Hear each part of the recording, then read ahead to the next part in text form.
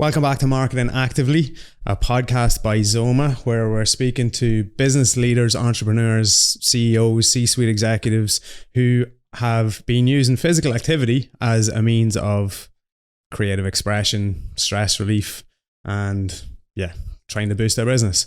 Today, I'm being joined by Thomas Arnold, the king of content, all the way from Fearless Media in Dublin. Thanks for joining me.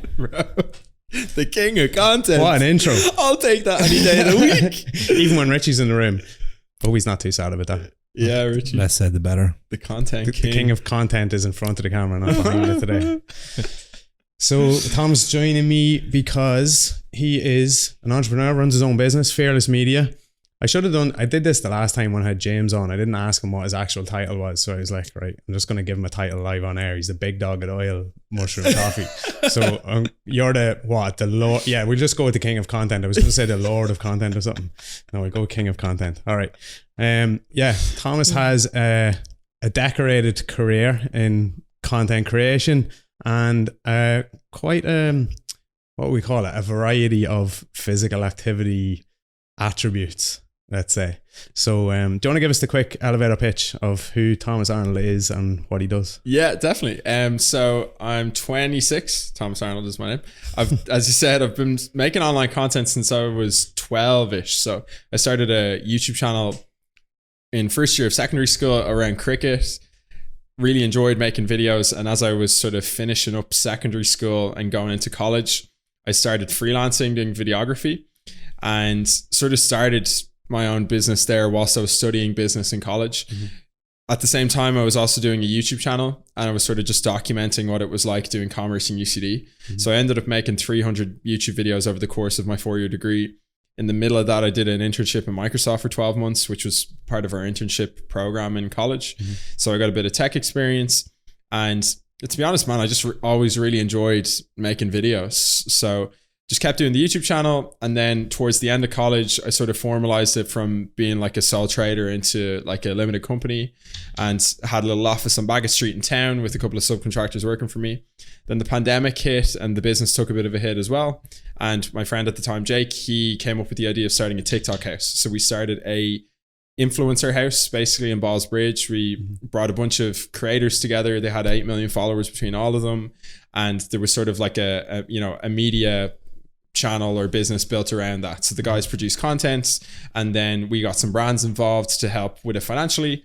Then we did a second version of it in America in 2021. And then I came back to Ireland July of 2021 to do Fearless sort of full time. So it's sort of been interesting since I've come back, because I had a bit of startup experience with the Go House in terms of it was like a bigger team. And when I came home, I didn't just want to do videography. So like chatting with Richie beforehand about content creation, does someone want to come in here? It's that door rattles a little bit. That's savage. I thought someone was knocking at the door. It's not a ghost, don't worry. I wanted to make it more of like a company. So to be honest, over 2022, there was probably like 3 or 4 lads in-house. They weren't employees, but they were like full-time or part-time contractors. And I wanted to delegate a lot of work. And last year, I sort of stripped it back a little bit, but there was still a few people in-house. And to be honest, now I've sort of stripped it back and let go of a couple of people to just get back to the core of like, A, what I enjoy doing, B, what I think we can drive the most value on, and C, to increase profitability. Because we did a lot of things last year that I was delegating out a lot of work, but some of it, A, I probably could have done myself, and B, it just meant that at the end of the year, after I've paid my salary and everything, there just wasn't a huge amount of money left over. And I was like, this isn't really a way that you can properly build a business. Yeah. So to be honest, as this year has begun, I've sort of stripped out some costs to try and make sure our core business is doing well. And I wanted to have more of a focus on like outbound sales, because I felt like I had never done that before. But to be honest, I sort of hated doing that. So I wanted to just get back to really getting, one-to-one with customers. So I've gone back in with a few more businesses now and been there physically and been more involved in like the creative strategy side of it. And people have been getting much better results because we produce a lot of videos that are pure organic social videos. It's not the same as paid advertising. Like I can't guarantee a certain amount of people are going to see the video, but the business owner in general knows when like, okay, are they listening? Are they trying? And are they actually trying to be creative? And that's ultimately what we're judged on. And although short term at this moment of time, February 2024, it's humbling to have a smaller team. And I love coming in here and being like, this is fucking amazing. You have so many staff, like 5 or 6 lads. Everybody's like really bought into the business. I only have a team of like 3 at the moment and then subcontractors. But I'd love to get it back up to that place where we can be like a full service agency. But for the moment, I've sort of stripped it back to what I think we're good at and trying to really fucking enjoy it, you know? I think you can get caught up in trying to build a big business as well, though, instead of like, you can get to a stage of 100 employees where you're just creating stress and headaches for yourself and not necessarily a profitable business. Whereas actually taking a step back and saying, okay, what do we do well? How many people do we need to do that? And then building it slowly from there. Like, for example, when we're hiring, when we're hiring here, we don't necessarily interview people as such. We're like, okay, you have the baseline general kind of background or skills or knowledge of what we need, but then do you fit the culture of the business? And then that's going to like create a good team, which helps the profitability of the business because everyone's going to be happy to be here, versus like, let's just hire and hire and hire, which we could do, and like have the inbound work to have that team busy all the time. But then you're just creating stress and headaches, and the business isn't necessarily profitable over time because every month you're going, right, we have to meet this wage bill every month. And even with a relatively small team, still adds up very quickly. So yeah, it's like that balance of, and then the creative versus business side, like we spoke briefly before we started rolling here about the balance of creatives and actually how they struggle to market themselves and like build their business because their brain works on the creative side, whereas they don't want to sit back and look at business strategy and developing out how this business is actually going to make money over time. They're just happy to be doing what they're doing. So like, I'm so happy to hear that you've sat back and said, yeah, this is what I want to be doing. This is what I'm happy doing, and building a profitable business off the back of that as well. Have you noticed, Thomas, since like you've stripped it back, is that like much less stressful? Yeah, way less stressful, like, bro. Yeah, because you're just like, no, like this is what we do. We're very directional. This is our service, you know, and it's easier then to like say goodbye to that headache business that like we would call it like it's kind of like what's the word for it? It's you're on camera, Richie. Be careful. You're not on camera. Yeah, it's it's more a case of like, it's like you know, your facilitation sort of business. It's like, yeah, you're like minding a fucking crash. Yeah. You know, it's like a really good customer comes in and you're doing this really good core work, and then they come to you with this other stuff, and it's more like, oh no, we're willing to facilitate that because it's like, you know, you're a really good customer, but if someone just walks through the door, we're not doing that work for them. So how does that, you know, for yourself? Yeah, that's a great point. This is what it was like from my experience, and like, I wouldn't say I'm necessarily proud of how it panned out like this, because you know, although I feel like we're in a better place now and I've had to make some like difficult decisions on it, I would prefer to have what you have here. And I don't know if that's my ego speaking or it's like what I'd actually like to do, but I'd love to just be a great person. And as part of that, I would love to build a great business. And a great business to me is one that serves as many people as possible in as best way as possible, and the staff love to work there. And I got into a position last year where I was delegating. So like, a client would come to me, I would come up with the strategy, then I'd get someone to go shoot it. I might go on site, I'd get someone else to edit it, and then I would like facilitate the revision process to make sure everything was like aligned and that it was delivered on time. More project management. But my day ended up being, and I had 2 other people working part-time as well. So my day was like, the first 90 minutes of every day was I would just wake up and schedule Slack messages of the work that the person was supposed to do that day. Then I would be giving revisions on the work that they had done. And sometimes I was getting work back and I was like, I don't like this work. Like, but when I was doing it, I would know if I put my heart and soul into it, you know? And there's this weird thing I find with content where like, and this is weird because I'm only speaking from my own experience, is I know when I put a lot of my emotional energy into something, like a lot of the time it does well. It does well compared to the base. And because it's a very like frothy thing to say, when I look at stuff online, I can tell if someone liked doing it or not. I can't quite put my finger on it because you're looking at two different videos. People are saying similar words. They've got similar settings on their camera. They're talking about similar topics, but yet like this person stands out to you a lot more than this person. And from my experience, that's just someone putting creative effort into something and care and attention. And I was getting to a point where it was just becoming more of like a chicken factory of like, 8 inputs, 8 outputs, get it done by this kind of time. Yeah.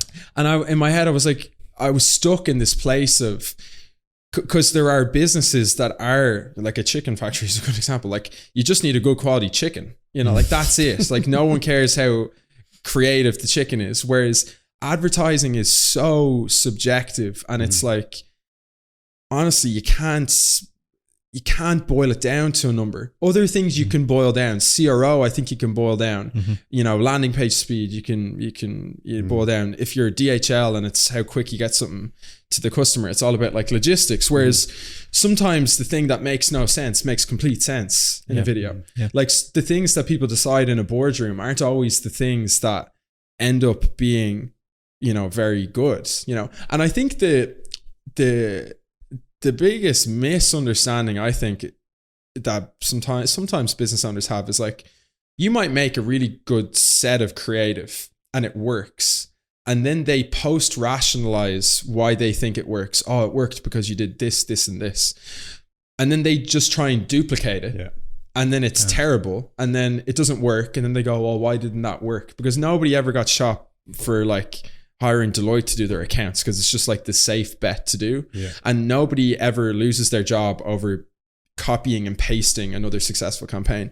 But a successful campaign needs to come from source. It needs to come from like someone's gut feeling of what they think is good. And my opinion is like, you got to look at a video and say to yourself, do I like that? Now, the issue is that you're not always the target customer. Like, for example, I've been doing a lot of work with Explorium. The target customer is moms. The only reference I have is my own mother. But like, I think if you have a bit of empathy in the sense that like you can put yourself in someone else's shoes, you can imagine, okay, like this is a great point during the week. Yesterday, a post, I had said to the client, I'd like to put the post up at 4:00 because the kids are home from school. And then she said, well, you obviously don't have kids because they're on midterm break. So school isn't, you should actually probably post it in the morning, and that was like an insight that I didn't have. But generally speaking, you're like, okay, I'm a busy parent. I have a child. There's only a certain amount of places I can bring them. I can bring them to Jump Zone. I can bring them to the park. I can bring them to my auntie's. I'm weighing up the options of like what's educational, what's like physically active for them. Will the staff look after them? Can I get some food? What times do they open? How easy is it to book?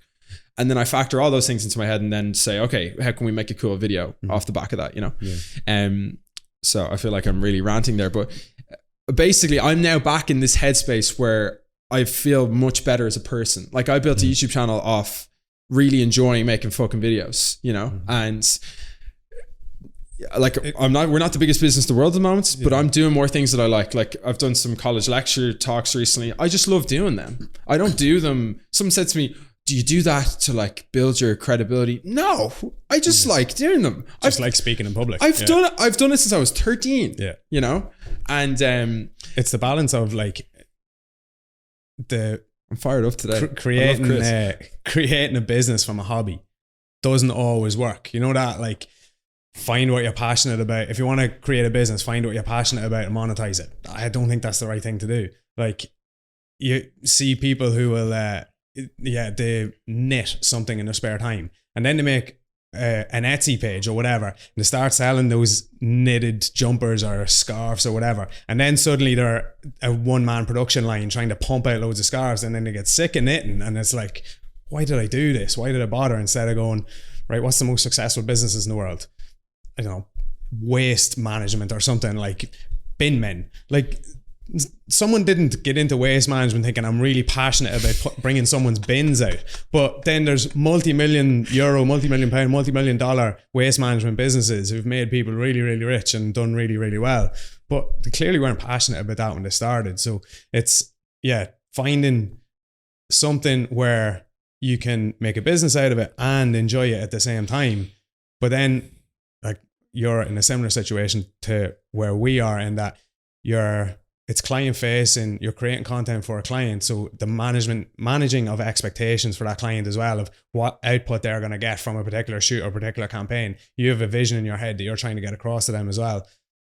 Like some clients are a bit more open to just giving you free rein, and then some are a little bit more picky. That's fine. Like they have a particular vision of their brand that they want to get across as well. So then you have to try and get that vision out of their head as well. It's quite difficult, which can make, again, back to enjoying it, it can make it a little bit tedious, even for something that you're good at and that you really enjoy. Does that make sense? Do you find that where it's like the client management end is quite difficult from kind of content production? And how do you balance it up? How do you balance their expectations versus like what you'd like to contribute? It's go to the max in terms of a vision from our point of view, and Richie could probably speak more to this than me, but going to like the maximum end of what we see would do well for them, would work for them and align with their brand, and then tailoring it or like pulling it back a little bit to match their expectation of how far they want to go. And obviously budget is a consideration as well a lot of the time, but it's trying to like see if you can push the boundaries with them a little bit, see their feedback on it, see how they respond, and then see where their limit is in terms of how far they want to stretch. Because guerrilla marketing, if you want to put that phrase on it, or like something that's out of the box, like, I don't know, do you know Surreal? Have you seen those on like LinkedIn? They're a cereal brand in the UK, and they do like really creative billboard ads and stuff like that. Like traditional advertising like that, print media ads don't generally work that well, but the way they've pushed it to digital is really clever, and the campaigns that they do are really like not controversial, but like the kind of attention grabbing more than engaging.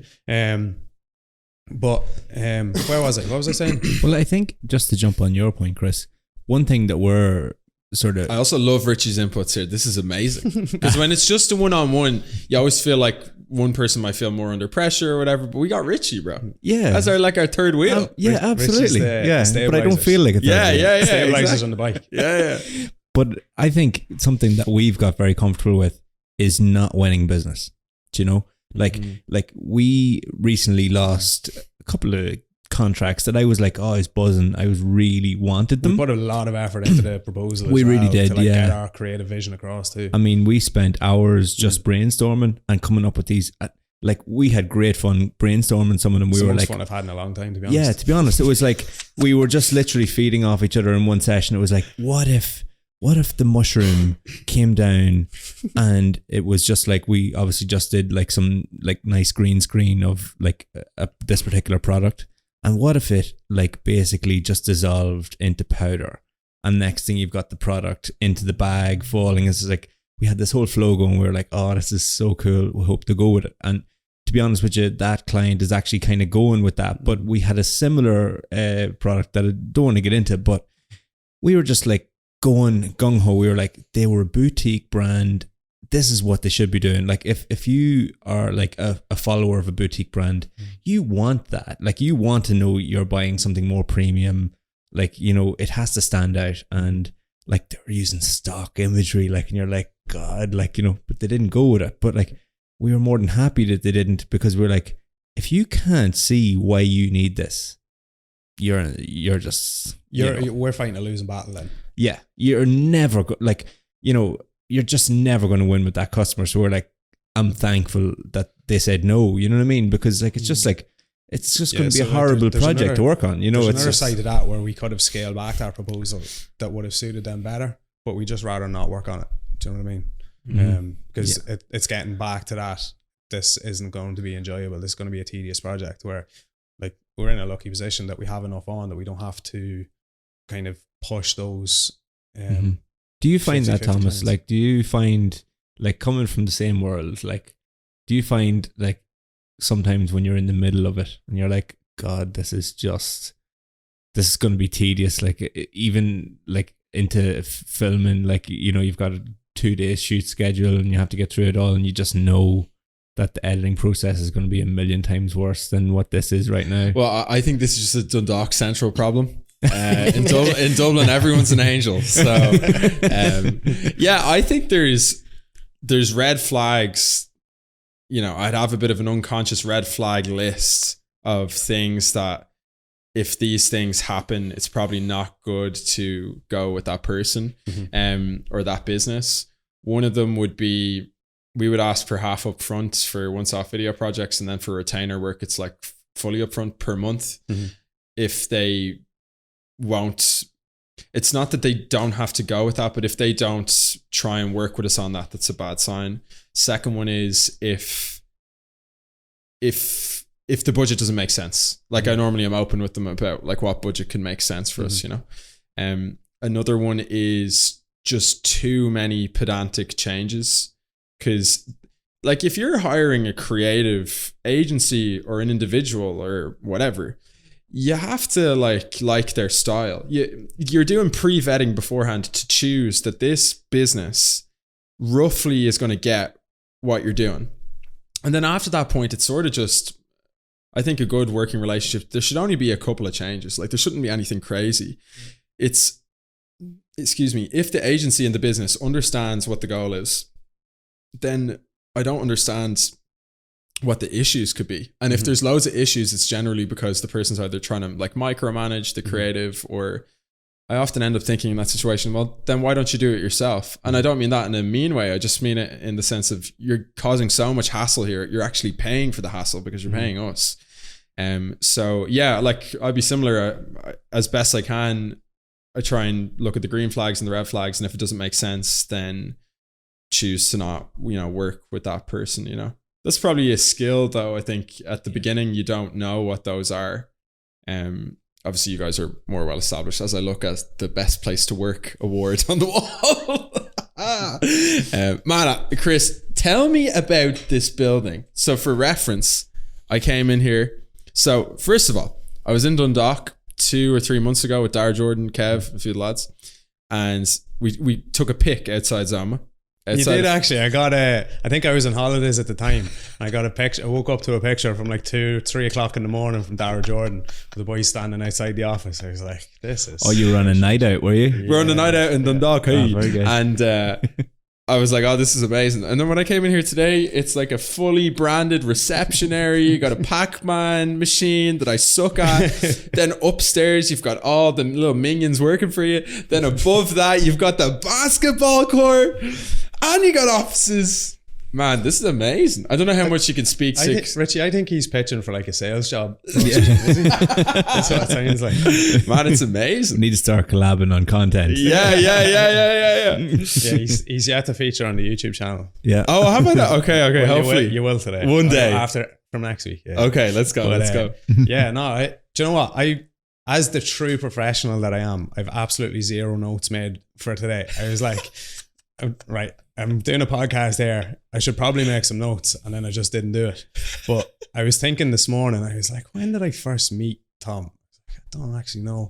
I think it was in Team Torres in Dundalk. You were down with Dara. Okay, yeah. As all good friendships start with like a 5-minute wrestle. Yeah, can't beat it. But let's wrestle.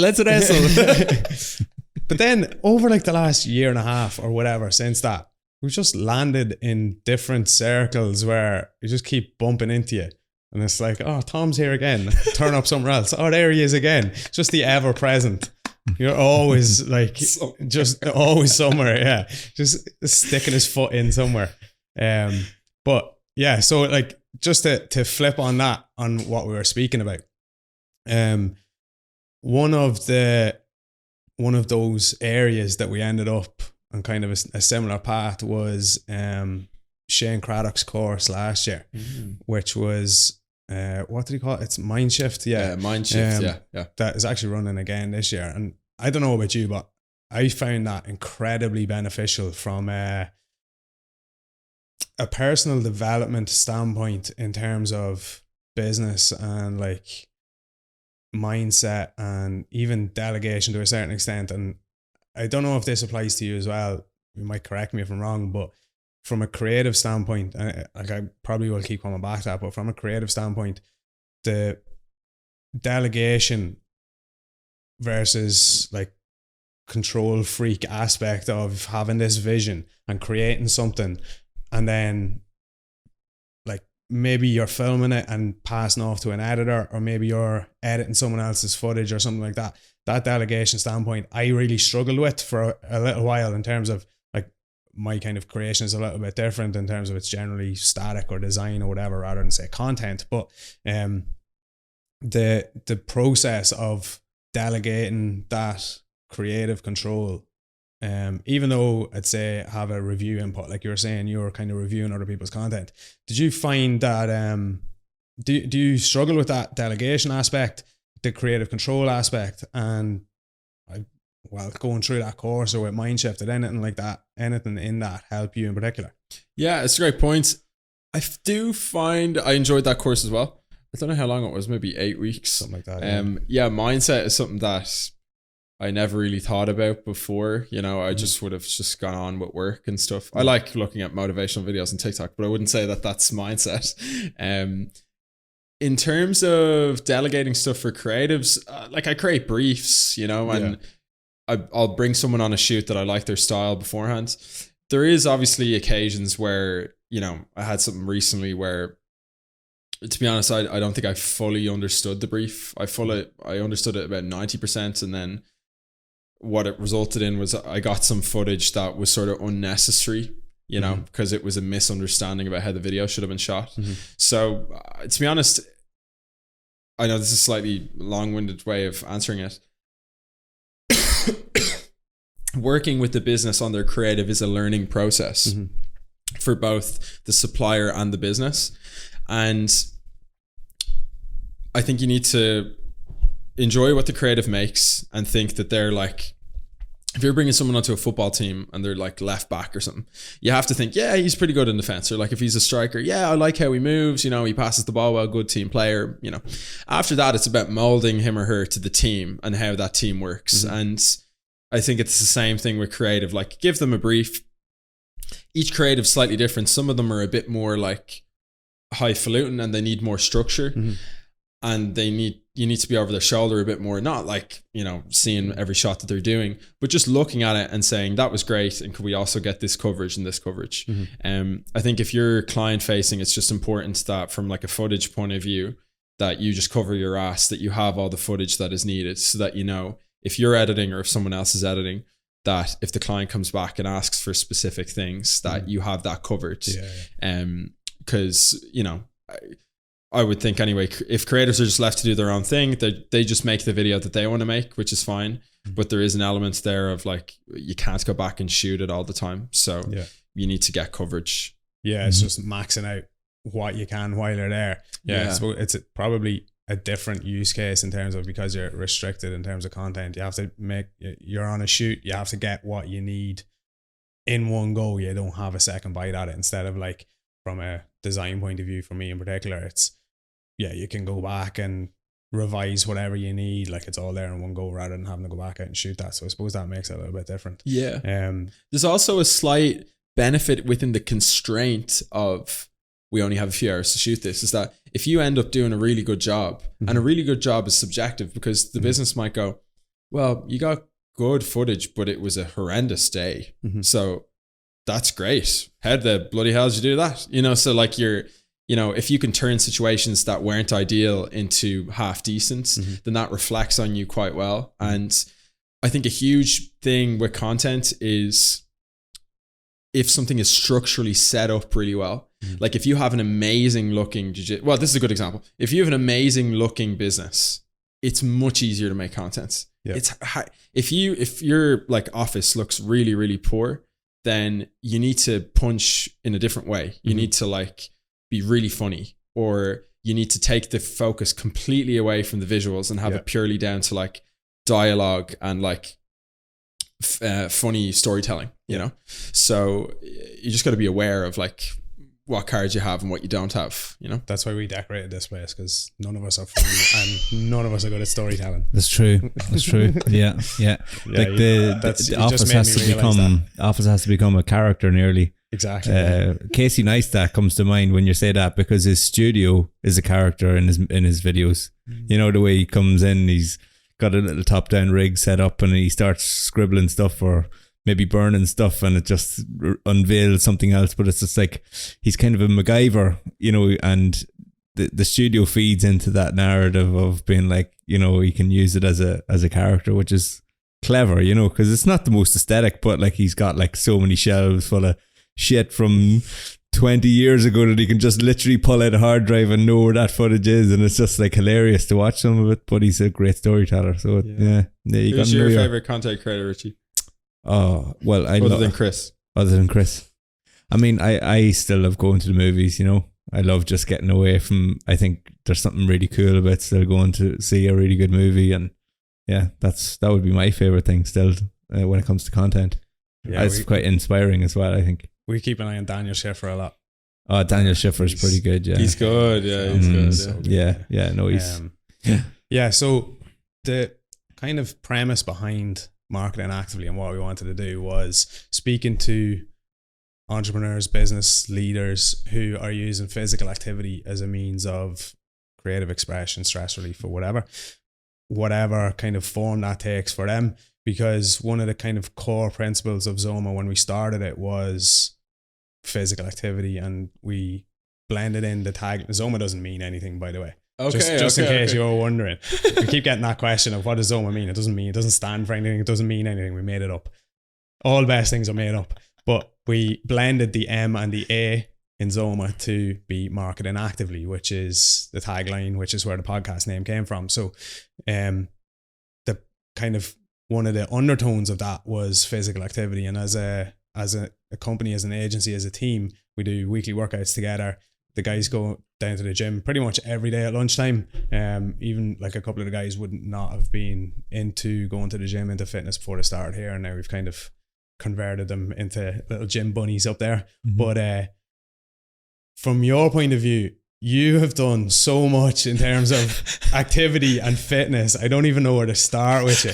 Like even that saying that you started doing cricket videos when you were 13, like I didn't know you did any cricket, but like what? So we have cricket, we have CrossFit, you've done white collar MMA, you've done white collar boxing, you've done dancing recently.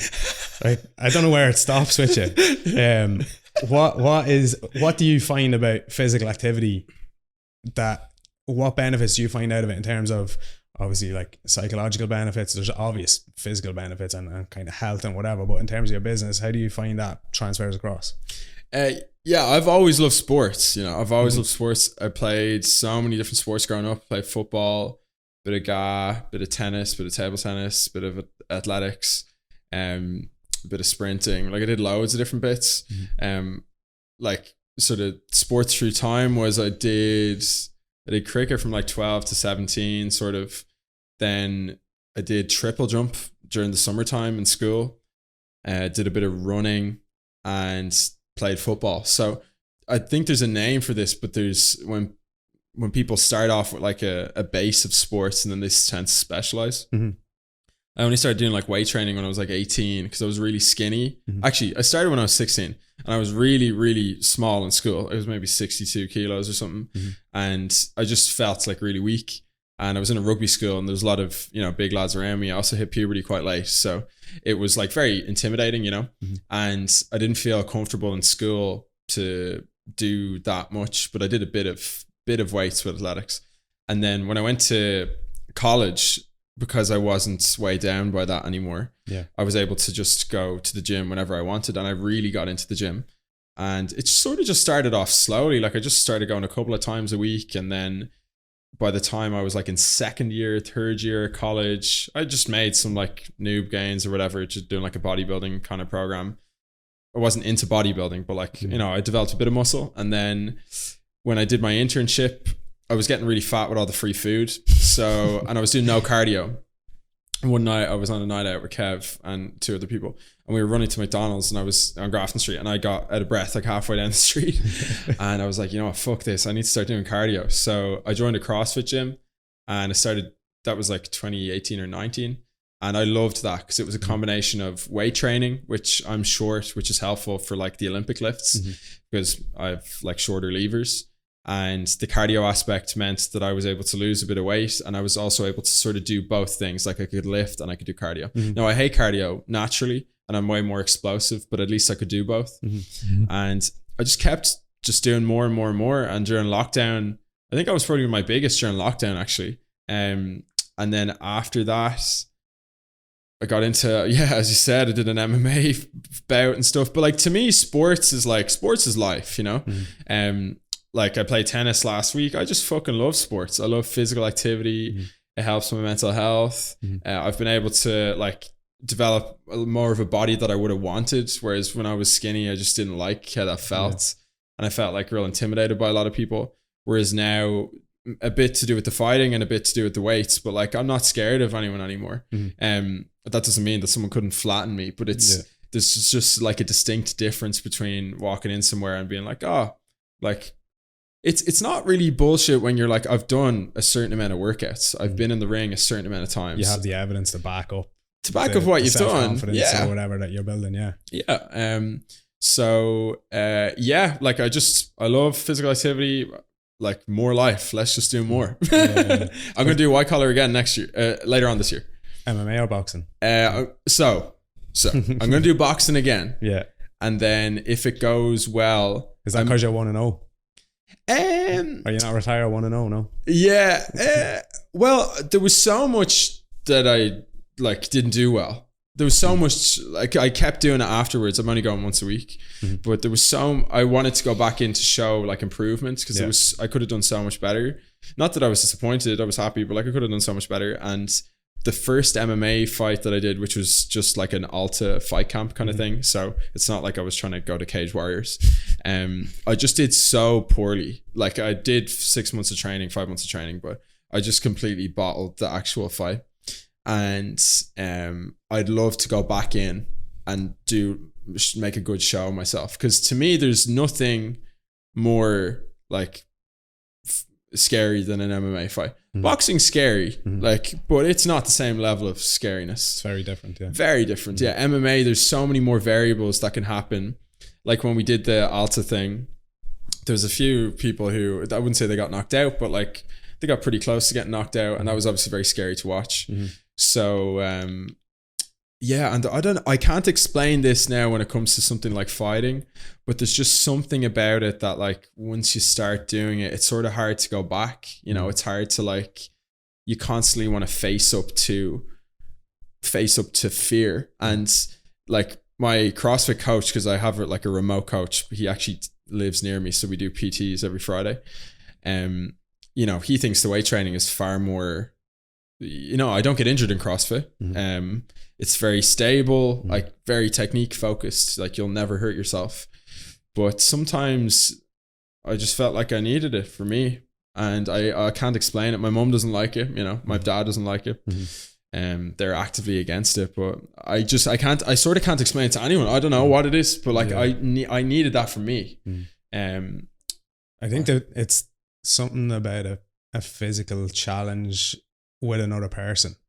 From my point of view with jiu-jitsu anyway, like as a comparison, that I got into jiu-jitsu from a bodybuilding avenue of being sick of being on the treadmill and wanting like a cardio outlet, and I was into MMA and I didn't understand what happened when someone got taken down. So I was like, all right, well, I'll get the double benefit here of a bit of extra cardio without having to go on the treadmill, and I'll start to understand MMA a bit better. So I was like, all right, yeah, win-win here.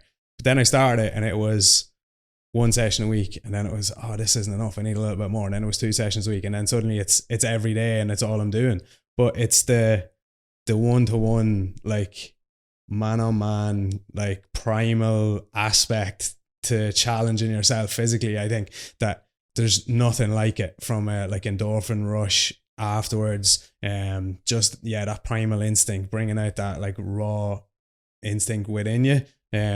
I just find it incredible. Like there's nothing like whether that's jiu-jitsu, MMA, boxing, I think they're obviously all very different, but it's still challenging yourself physically and like whatever. Yeah, that you could be doing a CrossFit tournament or bodybuilding and you have 150 kilos on the bar and you're deadlifting or you're whatever you do, you're clean and jerk. I don't know CrossFit terms, but it's like, yeah, this is just a lump of metal here. I can fling this around the place and it's not going to do anything back to me. Whereas if I slack off in a jiu-jitsu match, I'm going to be in trouble very, very quickly. So that like psychological aspect of self-confidence, when you can overcome that, it's incredible. There's nothing like it. But did you, Thomas, sorry to butt in there, but just out of curiosity, and you don't have to answer this, but in school, did you experience like bullying or anything like that like made you feel like, oh, like I'm intimidated by, because I would have felt that in school, you know, like I would have always shied away from confrontation, you know, just wouldn't have felt like confident to be like, fuck that guy, I'm not going to take that shit, you know. Just curious. I didn't have any bullying, but I'm the exact same. I hate confrontation, you know, and that was probably an aspect of my personality that I wasn't so fond of. Was I wasn't great at setting boundaries with, say, like my personal life and like work. And a side benefit of doing the boxing and the MMA was that I started to develop a healthy amount of disagreeableness. Yeah. And when it comes to stuff like, okay, we need to get paid now, or like, no, this is the money we need to do the work, or, you know, I actually won't accept that from this friend. I'm not going to talk to them about that. Or like, I'm going to confront them about that. Yeah. Or I'm not going to accept this behavior from someone in my family. Or actually, I was being a bit of an arsehole there. I've got to, like, you know, I got to be more self-aware, I guess. Yeah. And I found like fighting and stuff like that develops like a much greater sense of being able to set my boundaries. And also, I think it develops a sense of respect as well, with like a sense of respect with work. And I know there's that Hormozy quote, it's like the work works on you more than you work on it. Like anyone, I think, who steps into a ring or whatever, if they end up winning, they've put a huge amount of work into that. And it just gave me a huge respect for anyone who's in some form of fighting. So it helps you develop personally a huge amount. It helped me a lot. Yeah. And yeah, like I was in no scraps growing up. I was in no fights. Yeah. You know, someone's watching this saying, no shit. But yeah, like I wasn't in any of them growing up. So yeah, no, it's interesting. And it's something, you know, I know the manosphere is very big now, but you know, it just made me feel a little bit more of a man. Like I'm a young man, I'm 26. I'm growing and developing just like everyone else. And I felt like I needed that for my own, you know, personal developments. So it's not like that I'm necessarily going to need to defend someone from like an attacker when I'm older.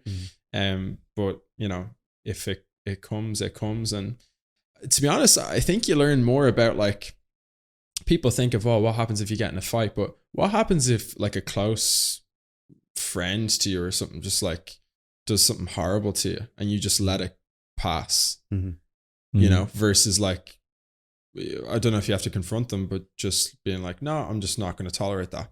Yeah. That to me is almost like the more important lesson, because like the idea of me getting into a arm-to-arm combat is probably not going to happen too often. No, but like those situations happen. Holding yourself to account when those situations arise. It's like, I'm not just going to let that slide. Or yeah, it could be a snivy comment a friend makes and it's like, I shouldn't let that slide. Like, that's not a nice thing to say to a mate. Like, yeah, or be like, look, that's not cool. Or like, no. I just so you know, I don't think that's cool, you know. Yeah. Or like, I don't stand by that. Yeah. And I wouldn't have said that stuff before, you know. So you know, it's, and I didn't think about that before I started the fight camp. It, you know, like an unintended kind of benefit. Yeah. Benefit. Yeah. That's cool. Yeah. What do you think you've learned from jiu-jitsu? Because you're amazing at jiu-jitsu. You wouldn't say it because you're too bloody humble. But. Thanks, Tom.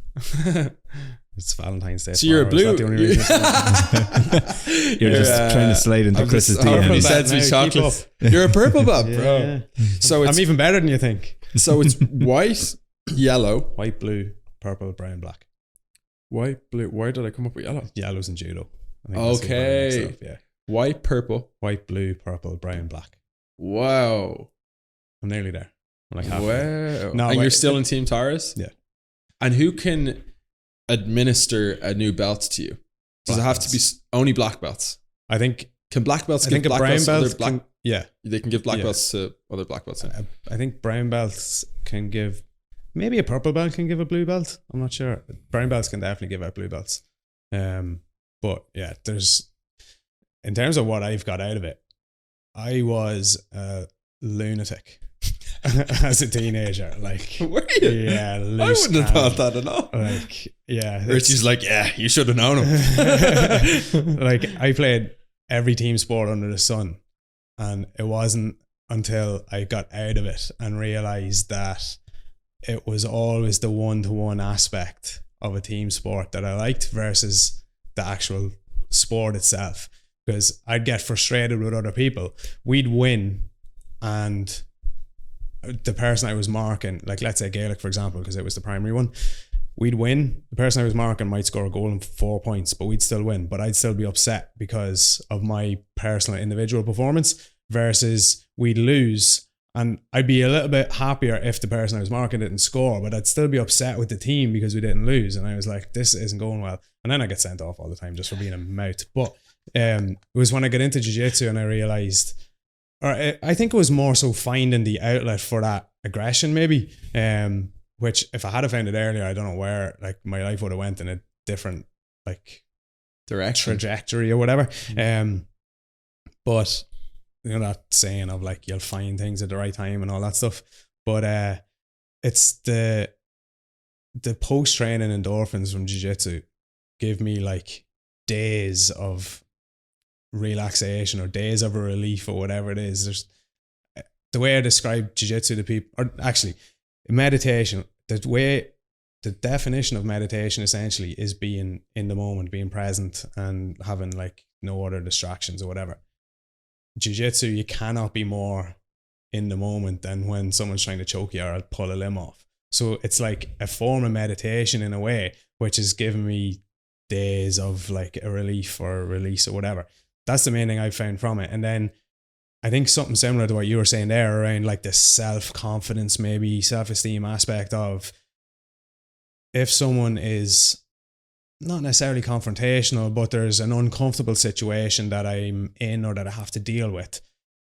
It's obviously not that I'm going to go, right, let's go, let's roll, and I lie on my back and put my feet up like that classic jiu-jitsu meme. But it's the self-confidence aspect of like, I've been in tougher situations on a daily basis. I put myself in really, really uncomfortable situations. So then when I have to deal with an uncomfortable situation that is literally just down to me having to call someone or me having to talk to someone about something that maybe is a little bit awkward or whatever, that is not a big deal versus what I'm about to do in a few hours time when someone's trying to put me asleep essentially. So I think that's the main thing, is like something similar to what you were saying. It's dealing with uncomfortable situations through putting yourself in more uncomfortable situations and like getting I would say maybe it's not an unintended benefit or an unintended side effect, but yeah, that's definitely been the most kind of transformative aspect of jiu-jitsu for me in a way. Then the competition aspect, that's like, do you like competitions? Yes, because I like challenging myself. Where it comes back to, I put myself in those uncomfortable situations on a daily basis to challenge myself mentally and physically. Because if you're rolling with a black belt, you know, as soon as you bump hands and the round's on, the next 5 minutes are going to suck. Like, it's going to be horrific. But if you can get through it then without getting, especially now, like where I'm at a decent level and I can actually competitively roll with black belts, I'm not going to submit them. It's highly unlikely. But as long as I can get through that round without being in too much danger, then it's like, all right, I've done well here. But then getting to the competition aspect, I was on the verge of competing in bodybuilding, but it was always the subjective aspect of, okay, it's just that judge down there thinks he looks better than you, and that's why he won. And I was like, it was like edging me away from competing. And then I found jiu-jitsu and got into competition that way, and I was like, oh, this is different. This is it's all on me as well. Back to the team sport thing of, if I win, it's my win. If I lose, it's on me. There's no other way about it. And then, without being cliche about it, pulling that back to business of like, if the business is doing well and I'm running the business, it's on me. We're doing well because I'm doing something right. Or if the business isn't doing well, more so, it's on me to change that and find out what I'm doing wrong and work on that, and then kind of improve off the back of that. So I know it is cliche to like bring sports analogies into business, but I think jiu-jitsu analogies into business, there's like so many crossovers there that I think it's a phenomenal sport. And I used to say that I think everyone should do jiu-jitsu, and I was like, it's for everyone needs to do it. I've flipped that a little bit to that everyone should try it, just for and I think especially in like 2024 in the modern world, so many people would benefit from being on the mat and realizing what, if you're 80, 90 kilos, what a 56 kilo or 46 kilo girl can do to you. There's 15-year-old girls in our gym who would absolutely mangle me up in knots. And I'm like there is men, fully grown adult men in this world who need to experience this. It would make the world such a calmer place. Because if it can calm me down, it can calm anyone down. That's being perfectly honest. But yeah, I think that there's like, it is a little bit cliche to bring the sports analogies, but that's pretty much the idea of this podcast in a way, bringing those analogies from like physical activity and how they benefit the business, how they benefit you mentally, bring clarity in your brain before you go into work the next day or whatever it is, or training in the morning. I don't know about you, but you did the what's it called, 75 hard? Yeah. Where you're doing like, was it 2 workouts a day and stuff? Yeah, just 2 like, a day, yeah. Well, it's different level when you're doing 2 workouts a day and trying to run a marathon every morning or whatever you're trying to do. Yeah. Versus like having a workout in the morning and then going into the office and you feel like refreshed and ready to go and motivated, versus a lot of the time, especially right now at the minute where I'm quite a bit busier and I have a lot going on, that I'm getting up at 6 a.m. and I'm going straight to the laptop. And then suddenly it's 10 o'clock before I realize, I'm like, geez, I haven't even eaten yet. That like comparison of going straight into work in the morning versus getting up, setting yourself, going to the gym, getting a workout in, and then hitting the desk at, let's say, 9 o'clock or whatever. By 11 o'clock, you've probably done more work in that 2 hours than you've done in 4 or 5 than if you get up and just go straight to the laptop. That release of like, yeah, I need to like get endorphins running through my body, and you get that clarity, that creative kind of outlet, and it sets yourself up for the day. Do you find that from a timing point of view of your workouts or your training? Yeah, so I have a platform at home. So if I, like today, I just did squats during lunch. So just did 6 or 7 sets of back squats. I'll just move my programming around the way I need it. But like generally, I'm all for making working out as easy as possible. Mm-hmm. So I have the platform like right beside my house. There's dumbbells and barbells so I can lift whenever I want. Then I normally go to power gym in the evening, setting it up for success is because there's a sauna there. So even if I really don't want to do a workout, I'm like, okay, just do a little bit of a workout and then you can do a sauna. And then I mix up my cardio as well, and I mix it in with my friends. So if someone wants to do a run, I'll do a run. If someone wants to do a Hyrox class perpetual, I'll do that. Boxing class, cool. I do boxing on a Sunday. So for me, it's all about the like longevity of working out, and I just try and keep it as like mixed up as possible so it's always fresh. I probably could be more like streamlined. For example, like the Open's coming up at the end of February for CrossFit. I should probably be like doing a little bit more CrossFit orientated stuff, but it's more important for me that I don't get burnt out in any particular thing. So that's why I end up like doing a bunch of different sort of sports, because to be honest, some of them sort of like cross over with each other when you get to a point. Yeah. Like with the boxing, I went into it like really strong. I ended up losing some weight, but like my cardio got much better. And even doing 75 hard, like in the middle of it, I did a CrossFit competition and I think like a half marathon, because those are the things you should do during 75 hard because you're doing so much extra cardio. Cardio is just like a volume thing. So now I'm doing a lot more weightlifting because I'm focused on my clean and jerk. But yeah, I just like mix it up as much as I can and like enjoy it as much as I can. And I agree as well. When we used to roll on like a Tuesday with the Alta program, and you come out of it feeling like you've no you can't remember what you were thinking beforehand because you're just a sweaty mess and your head feels so clear and it's just brilliant. And you're like, how did that guy do that to me? How did I tap out like 6 times in this one guy? I don't know what he did. That was the thing that scared the shit out of me with jiu-jitsu. It was like, I know he's better than me, but I don't know how. You know, with boxing, it's a lot easier because you're like, you know, you're constantly missing your jab, or like you're running into shots, or you feel flat-footed. Yeah, at least you have an idea of what you did wrong. Whereas jiu-jitsu, I didn't spend enough time doing it. Like that time that I went there to Dundalk, I don't know what I was doing. I knew one thing, and it was side control. And I was like, let's just try and get to side control. And then the other thing, my favorite thing of doing, because I'm more explosive, I loved doing like a hip hop.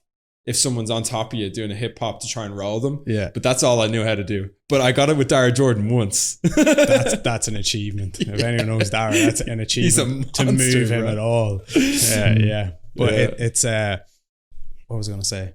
Yeah, what you're saying about like you should be focused more on, let's say, the CrossFit Open's coming up, so you should be focused more on training for that. What I've noticed in the last few weeks in particular is I've kind of tailed back my jiu-jitsu training a little bit, where I would have been 7 days a week, 2 days a lot of times, to now I'm doing like 1 or 2 a week with gym sessions in the middle of it, just because of life commitments, work commitments. It works for you. There's a lot going on at the minute, so I've kind of stepped back and I've taken a bit of time off from. I'm like, in my head, I've told myself I'm not competing this year. I might towards the end of the year, but I've noticed in the last couple of sessions that I'm probably rolling better than I ever have now, even though I'm only training jiu-jitsu once a week, because I've got to a level now where I have the concept knowledge of jiu-jitsu subconsciously in my brain, that now it's just I'm not burned out from doing jiu-jitsu all the time, let's say. So it's like, again, transferring that to business is, if you're just working 24/7 or whatever, however many hours a day, and then sleep 4 hours,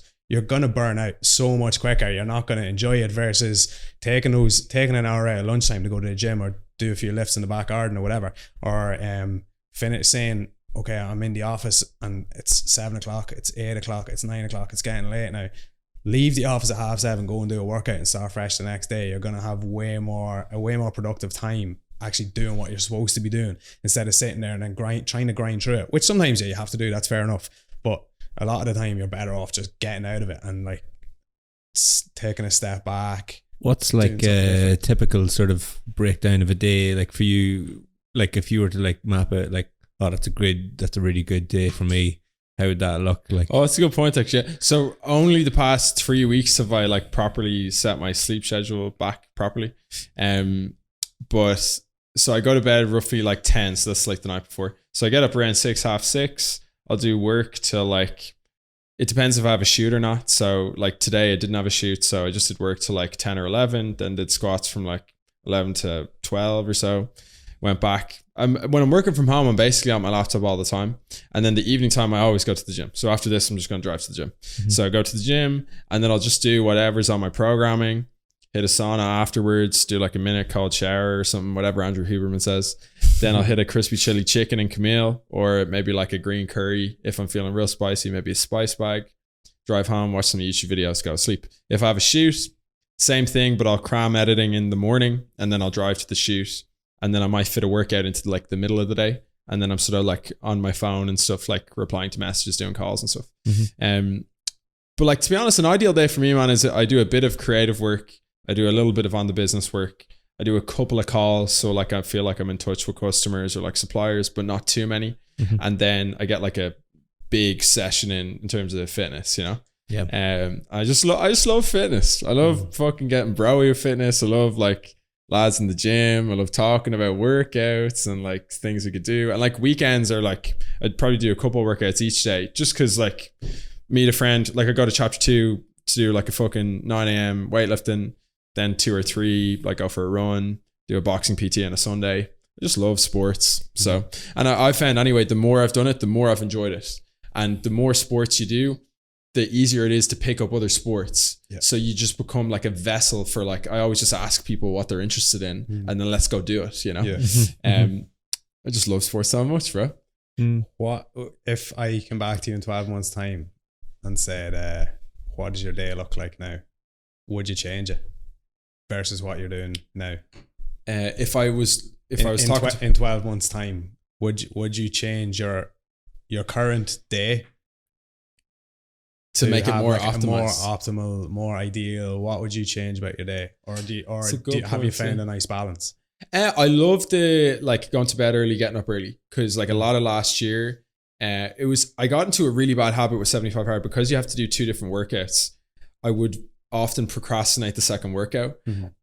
And then I'd get home at like 9:30 or 10 or something, and then I'd have to go do something. Mm-hmm. And then I'd get home, it's like 11 now, and I'm trying to, like, I'm going on my phone to relax, and then I'd go on TikTok for like fucking 45 minutes, and then I'm fucking on the phone to my friend, like just chatting bollocks, and then I would go to sleep at like 12:30. Yeah. So it meant like sometimes I could sleep until 9, sometimes I'd have to get up early. So and then I was always tired, you know? Yeah. Whereas now, I don't know why this works, but like getting up at the same time, my energy is way more, level throughout the day. Yeah. And I never did any good work after 10 o'clock anyway. So like, I'm not losing out on anything. Mm-hmm. I think ideally I would like to do more on the business work, and I would ideally like to have a couple of people working with me again who I can give stuff to them and like they can run with it. Mm-hmm. Ultimately, I just like us to grow. So I would say like my day is set up quite nicely, but it's more so the time I'm spending on certain things, I probably need to give it to other people, Yeah. Which is what I think you're doing extremely well. So what do you think is more value adding? Do you think planning and executing on shoots to a really good standard, like within the constraints of the budget that it's agreed, or delivery of an edit? What do you think is more? So like, is more creativity adding delivered in the editing versus the planning? Well, kinda, but I think more so what I'm saying is if you could delegate one of them, in your view, like I personally have more of a grow up for like being out on shoot, solving problems, just trying to get shots done the way that I envisage them to be done. And then I kind of have more confidence then that like, right, okay, the edit can be good now because we have a good baseline. But if I was to delegate, I feel like if I was to delegate the shooting aspect, that if it gets fucked up or if someone doesn't shoot it the way I asked them to shoot it, that can't really be fixed to the same extent. Mm-hmm. Like you could re-edit something, you could do it in a different way and fix it and have it done better. I think personally there's more value add in the climate that is our country. Like we're working with budgets that aren't like existentially big, like, do you know what I mean? They're sort of mid-tier if you want to call it that. I think there's more value in shooting to the best that can be done and then delivering a really clear, vision to an editor of like, this is what needs to be done. This is the deliverables. I want you to roll with it that way. But like, I'm curious to see what your thoughts are, Yeah. I think it's a great question. I think there's 2 aspects to it. One is they're both important. I know people who could get the best footage in the world and they'll butcher the edit. Mm-hmm. I know people who get terrible footage and they turn it into something amazing. So I think both parties need to be working quite well. If I was to take one over the other, obviously I probably would take the shooting to be better, because at the very least you can get a better editor to do it better if your current one is not doing it well. Mm-hmm. It also depends on the content that you're shooting. So like if you're shooting like a TV or like big corporate thing, mm-hmm. you need specific shots, you need specific messaging. You can't fuck stuff up, etc. Whereas if you're doing social contents, it's very, very subjective, and like arguably mistakes can actually be good things. Yeah. Not to say that you can't walk into something with a plan, but like, you can really make up for it in the editing. Mm-hmm. Like mm-hmm. I've had terrible things that you can really make up for. If you're making a TikTok or an Instagram reel, mm-hmm. like if you actually butchered the whole video, that mm-hmm. could be a TikTok in and of itself, because TikTok is so much more like chilled out, Yes. Yeah. The last point I'd add to it is there's a variety of things here. I like making videos for audiences, but also there are business owners who have to pay for the video, and they need to know that like there's a plan in place and that, you're not just freewheeling when you're on the shoot. So mm-hmm. you need to have a balance of, the stakeholder who's paying for it, it's his or her money. Yep. They need to know that there's thought gone into it. Now on the shoot day, creativity can look like being irresponsible sometimes. You know, like there can be a lot of laughing going on. There can be like, you might not understand. Like if you're coming into a shoot with like really logical brain, you might be like, why are they wasting my money or something, you know? But it's sometimes you need to be like, if everything was so logical, we would know the answers to everything already. So the reason why certain pieces of content work is because there is magic in the random shit that goes on. Yeah. And first of all, as your man says, whose name escapes me, Rory Sutherland, you have to believe in magic. You have to believe that exists. If you don't believe in magic, then there's no point getting involved in marketing. Yeah.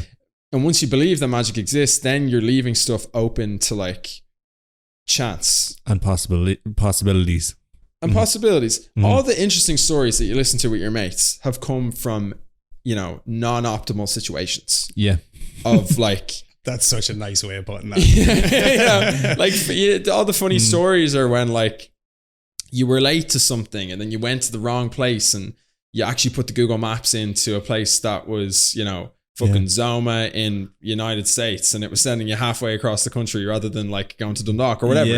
And it's all... Is that why you were late? Why was I late? I was late because I forgot about this. I fucking thought, if you didn't text me, bro, I thought it was yesterday. I thought it was tomorrow. Man, amazing. Fair enough. Yeah. But man, it's all those things that make for like a funny story, you know? So, prime example. Yeah. I do a little bit of work with Crystal, like on events work. And I won't give the person's name, but this is like a funny example. On Saturday, there was, I won't say this person's name, but basically there was a friend who came in who replied to like my close friends. And I didn't know he was in town. He ended up coming in and like I looked after him and the person that he came with.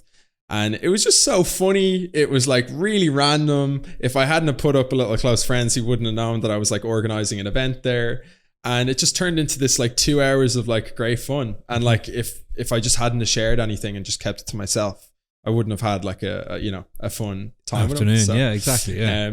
So there's something to be said for magic, and it can't always be shown on a balance sheet. And you know, that's just the reality, I think, of marketing. Yeah. You know? I have one quick thing. Is one thing I really struggle with. Two things. One is I have PTSD from people putting negative comments on TikTok. I really don't like it. Like that's sort of why I don't talk on TikTok as much anymore, because like there was so many comments in the past of like people just saying I'm an idiot, saying, you know, you're what's the word? You're talking waffle, you know. And that really got to me. And then I just didn't want to talk as much. And the other thing I really struggle with is like when there's the likes of Hormozy, who has a big business, Gary Vaynerchuk, who has a big business, I don't know, Grant Cardone, whoever the big people are. I find it really hard from a content point of view for someone to actually even give a shit about what you're saying, because I think if you're like in my context, I'm a very small business, so I'm not trying to speak from a point of view of success. I'm trying to speak from the point of view of like, this is just some of the things that I've done and I'm interested in it, and I'd like to connect with other people who are also interested in this stuff too. But people, I think, view stuff like this as like, oh, he's putting out clips about himself. He obviously thinks he's the dog's bollocks. He wants to be the next Gary V. And I actually don't think that was as much of a thing a few years ago. Like when I was making YouTube videos, nobody would have said, oh, you're just trying to be a college vlogger. They would have been like, oh, he's just making YouTube videos. If you did a podcast, it wasn't really a thing back then, though. That's the thing. Yeah. Whereas now people are like very critical of it, and they think everyone's trying to sell a course. And that's made me really hesitant to like make any form of business content. Not because I'm trying to sell a course, but it's like, because I don't have a big business, I don't think anyone's going to give a shit, you know? And funnily enough, it's what takes up most of my day, you know? And I'm sort of sharing that to speak to like, how do you find making content? Do you find like, you know, business wise, is there anything that, you know, like what do you actually like making stuff about? From my point of view, I look at it slightly differently, and I would have been the same as you. I would have had the same mentality of I'm 38 weeks into weekly videos now, and it's something that in my head I'm doing this, and I've been saying that for 4 years, probably, maybe more, maybe since even pre-COVID.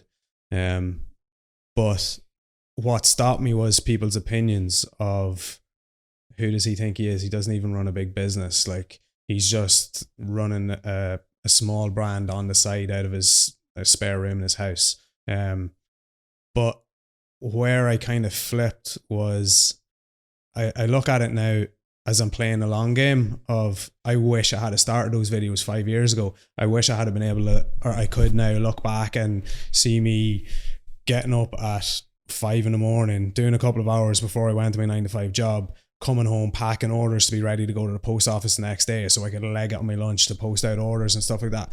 Whereas now it's very, very different. And if I was able to, like, I go even deeper to a certain extent of, like, I don't have any grandparents, they've all passed away, and the last one essentially passed away when I was like, you might as well say 12 or 13, because the last few years of their life were essentially irrelevant because they were basically senile, let's say. But I'd love to sit down with them now and speak to them. What's the next best thing is seeing them recording their life and what they were doing. And what's interesting about my life?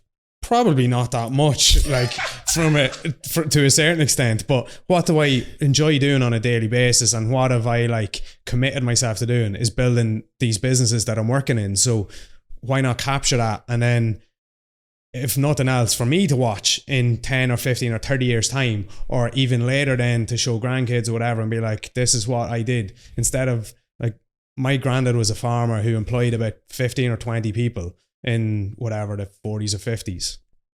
Like, for me to be able to look back and see them rocking around the farm and doing whatever they had to do, shoveling stuff around the place, like that, I'd love to watch that. I really would love it. So now I have that completely different perspective now of, to be honest, a lot of days I feel like my content's getting a bit tedious or repetitive, because I'm essentially doing the same thing, because I forget about it, because I'm stuck in what I'm doing all day. Instead of, like, ideally I'd have someone full-time just videoing me, which is very egotistical, I think, but I do think I'd like to do that long term, but solely for the fact that then I could get actual organic content versus me sitting going, okay, I'm just about to leave the office, but I'm not going to get to sit down there and video something, or someone's going to be annoying me for the rest of the evening. So I'm just going to prop the camera up here, talk about what I did today, and then move on.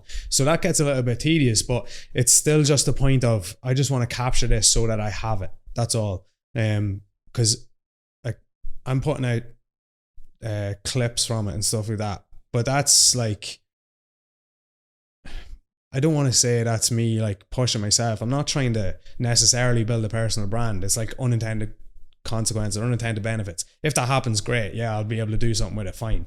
But it's not that. It's having just that record of what I've done over a space of time. Does that make sense? Yeah.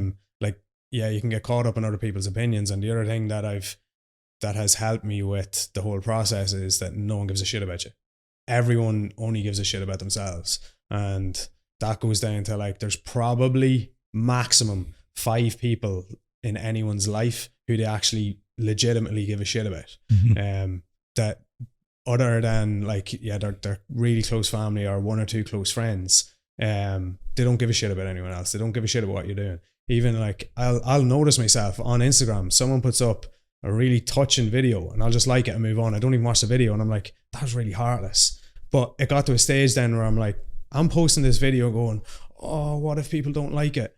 I don't give a shit. They're going to scroll on and there's going to be another bit of content anyway. It's not like there's 4 channels on the TV again or in the 80s or whatever and they have to sit and watch it. Like, it's a completely different dynamic or whatever, and it's just more of a track record of, look, the internet's not going away, so you might as well have something there that like, looking back on footage from the 20s or whatever is cool as fuck. Yeah. So why not have that there? And it's literally me sitting in the office or whatever, and I'll develop, like, some better form of distributing that content or generating that content over time, but for now that's the best I have. So what's your currently, are you still doing YouTube or? Man, I haven't posted a YouTube video in, like, Since July 2021, so that's like almost 3 years ago now. Yeah. Oh, wow. And what was the was there a reason? Retract my statement of the king of content. Yeah. What was the reason for stopping, or did you just I sort of just didn't know what to make stuff about anymore, because like I'd made a bunch of videos about college, and then when we were doing the Go House, I was making videos about that. Mm-hmm. And then when I came home, I was like, I'm just running a video business here. Like, what is interesting about that, you know? And then I will be posting a video in a month or two, and I'll invite you guys as well. It's I did like a documentary about the boxing. Oh, I meant to bring this up with you. Yeah, so that's been cool. So that's like this is where my lack of notes let me down. No, it's okay. So I basically documented the boxing match that I had last year, and got my friend Michael to work with me on it. He's done a lot of documentaries before, and we're gonna do a physical screening, and then also it's gonna go on my YouTube channel as well. So I'm really excited to publish that. Yeah, that's an interesting one, because it's like a 20-minute video. It's taken maybe 6 months to do, between like production and like editing and like the boxing match as well. And it just feels like one of those pieces of work. Do you know when artists say like, oh, it's going to add to my body of work? Like that to me is a bit more meaningful than like all the short form content and stuff. Yeah. Are you at a stage of quality over quantity now then? I don't know. Like that particular doc, man, is sort of like my attempt at trying to tell like a motivational story for young men in Ireland, like I'd hesitate to say that, because like I've never labeled myself as like a content creator. I just like making videos, but I've never for a second made videos to try and make money. Yeah. I've never tried to be like full-time. It's back to that, creating a business from a hobby. You're just going to end up not enjoying it then. Yeah. I probably would never enjoy it. Yeah. Whereas I always separated the video work as like, this is a service that people want, and I'm going to, service them because they like the product. So look, I've been saying for 2 years I'll get back into YouTube, like when I actually do, I'm not sure, but I'm excited for the doc. I'm excited to see how it goes. Yeah. Like overall, I'm happy I'm making more content in general. Like I really like LinkedIn. I post a lot of videos on LinkedIn and post there. And again, to be honest, it's not really to generate business, although it's business orientated. It's like, I just like talking about business, and LinkedIn's like the only socially acceptable platform where you can talk about it and someone won't call you like a gobshite for it. And it's also doesn't have that audience of TikTok where it's like so flippant, and the comments will be flooded with like, yeah, they just call you like, oh, I hate just everyone's calling you a spoofer all the time. I've never met anyone in person who's been like, you're a gobshite, Exactly. Yeah. But like online, people view it so differently, and like, look, I have to suck it up ultimately. Like, if you're posting stuff, you got to be willing to take the hit on it, and look, if they're gonna say something, it's better than nothing. But like, feed the algorithm. Yeah, feed the algorithm with shite. Yeah. So, but yeah, I'm looking forward to that. Yeah. That's so cool. From the little clips I've seen of you posting, I'm really happy with it. Like I'm happy to stand behind it. Like there's gonna be about 100 people at the screening. Maybe more if I can find a bigger place. But like I'm happy for every single, and I'm basically just inviting a bunch of friends. Like I'm happy for all my mates to see that. Like I'll stand behind that as like a good video that they'll enjoy. So, and to me, there's something like impactful about a local story. Yeah. And that's something that like, even with podcasts like this, like not a lot of people would listen to this to hear me. You're around a bit different, but like there's a few lads in Dublin who'll want to listen to this. It's not going to get millions of listens, but like the right people, they'll hear it. And I agree with you that no one gives a shit about, anyone but themselves and a few close people. But I also have a big belief in like, I really believe every person can make a bit of a difference. Yeah. Even if it's in their local community. And you're no less of a person if your impact is given by the 5 or 6 or 7 lads who work for you, or if you service 1 million people. Like we're all intentionally trying to make the world slightly better. And to me, that's really important. And I've always felt like that with content, that even if it's only someone's attention for 10 seconds, or even if it's one person who gets something out of the video or gets something out of the doc, that can make a meaningful difference in someone's life. And that's worth completing the work for. Like the guy, I saw a guy over in the UK who had vlogs called Alex Mars, who inspired me to start making vlogs. And I did all those vlogs, and then I met people, and then I ended up doing a creator house, and it actually like fundamentally changed the direction of my life. Yeah. I've never spoken to this guy ever. I watched his videos for like 2 months. He forever, because I was 18, he was 18. Yeah. He ran a business and he did daily vlogs. So that was my logic of like, obviously I'm not a great boxer. Like I'm not trying to be fucking, Ryan Garcia, but I just had something I wanted to overcome. I did a boxing match. There's definitely some other young lad in Dublin or in this country who's going to look at it and go, oh, fucking hell. I haven't dealt with like this thing from my past. I need to deal with that too. And if it can change one life, it's worthwhile doing. Because like, just think of your parents. Like your parents have poured so much of their attention into you.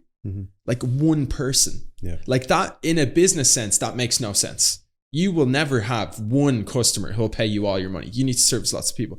But in the endeavor of investing into like one vessel of a person, you've no idea what that person could do in their future. Yeah. You've no idea of the young lad that you mentor in Team Torres could go on to help, or a young girl could go on to help millions of people.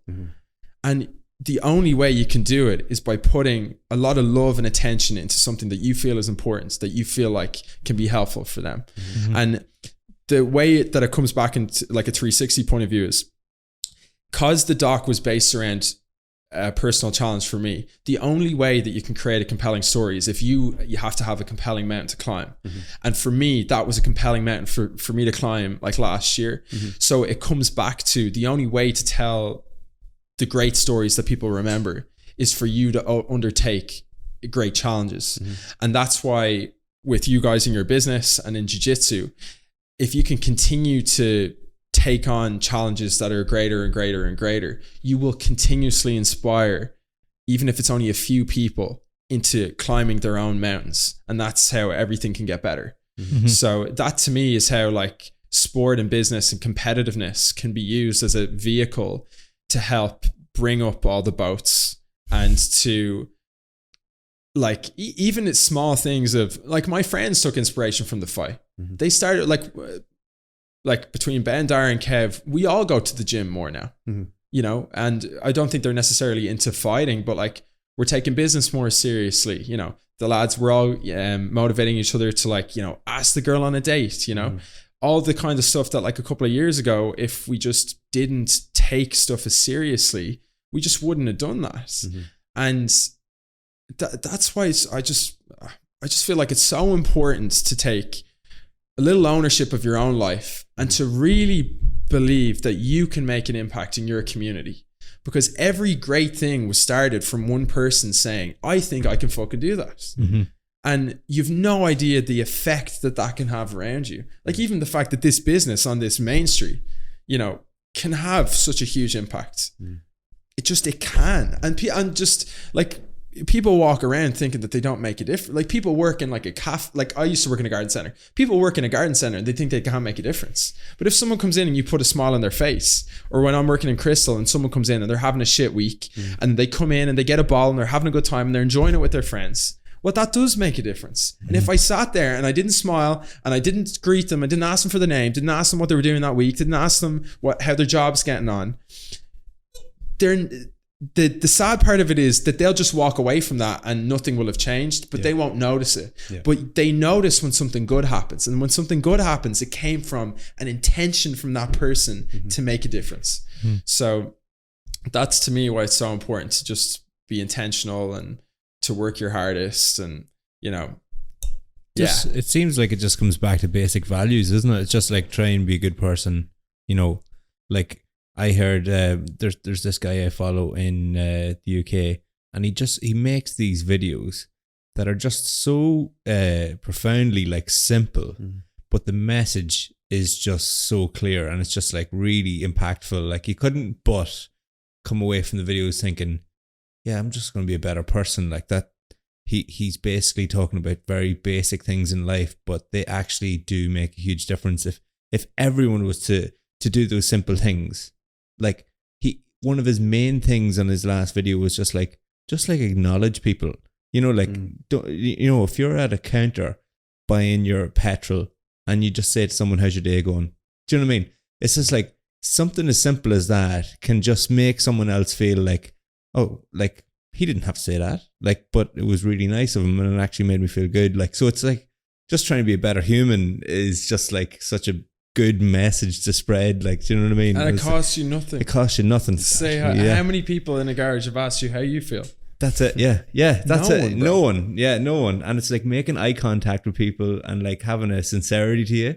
And it's just, it's actually really nice. I've been doing it more often. Yeah. Like in Tesco, like the other day, I was like, said to the lady, "Hope you have a good day." And she was just like, "I will." You can see the surprise in people's faces. When you really can. Things like that. Yeah, you really can. Yeah, you're just tapping your card for diesel and you're running back out the door. You're literally there for 4 seconds. Mm-hmm. But if you look at that person and go, "Oh, how are you? I hope you're having a good day," whatever. See you later. Have a nice evening. Mm-hmm. You can see like they're like a little taken aback at, "Jesus, that person's really kind." Yeah. That should not be the way that it is. Like, yeah, it is. No, it is. It's. I think that's a great way to end it. That was phenomenal. Before you go, Tom. Yeah, let's 10 quick fire questions. Oh, let's go. Let's go. I'm excited. Blindside him. Don't let him know your next move. All right. Okay, let's go. Favorite holiday destination that you've been to? Oh, Tagazoud in Morocco. Oh, nice. Went there last Christmas. It was amazing. Yeah.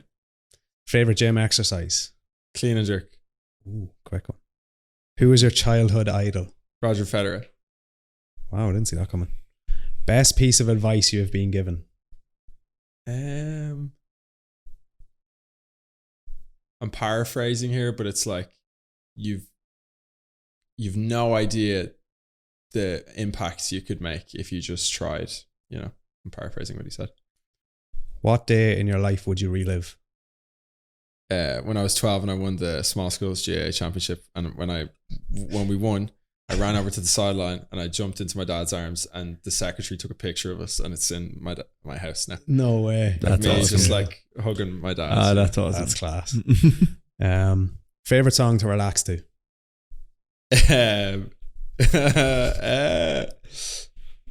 Brent Fayez. Anything by him?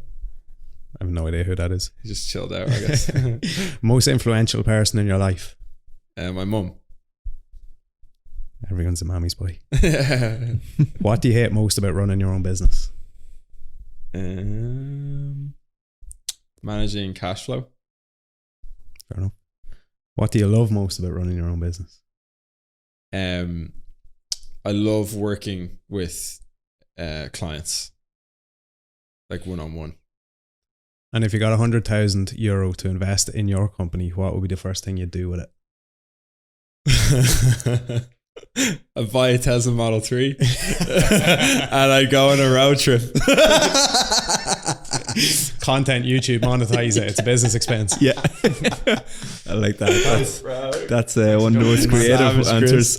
Marketing actively, get on this, Elon Musk. Holy shit. Get your ass down to Dundalk. Some more free advertising for you, Elon. All right. Thanks everyone for listening. You can subscribe on Spotify, or not on Spotify. You can follow on Spotify. You can subscribe on YouTube and give us 5-star ratings all around because we're great. All right. Thanks, Thomas. See you next time. No worries.